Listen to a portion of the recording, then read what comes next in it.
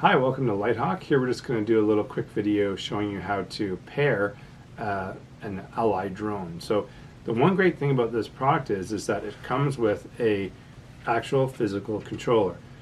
It's not a toy that requires another device, a smartphone or a tablet, to actually make it work. And you'll find that having a proper touch twin stick controller a lot easier to learn how to fly than trying to slide your fingers up and down on a screen.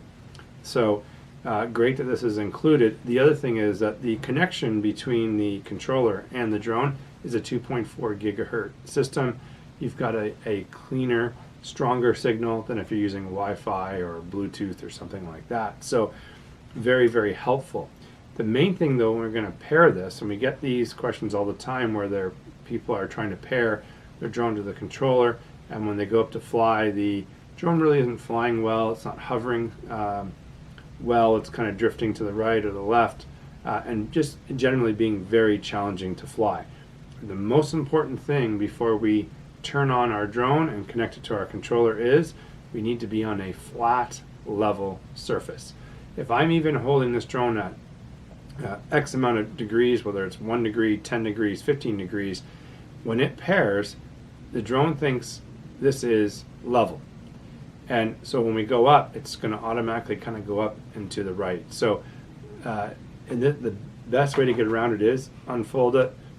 We'll kind of push our power button on, and we're going to let that flash. When you see the drone flashing like this, it means it's looking for the controller. All we have to do is turn the controller on, move our stick to pair, and we're done.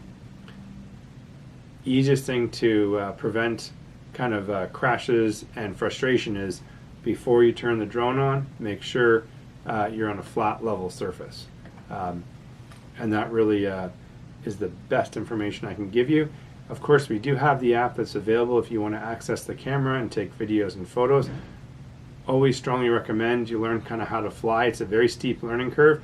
Learn how to fly and then bring in that other element later on. Or if you've got two people available, have one person doing the flying and another one kind of working as the co-pilot, operating the camera and all of that. So just a great way to get started in the magical world of flight. And on that, hope you enjoyed this, and we'll be back with more content as we love to share and show how to best use our toys.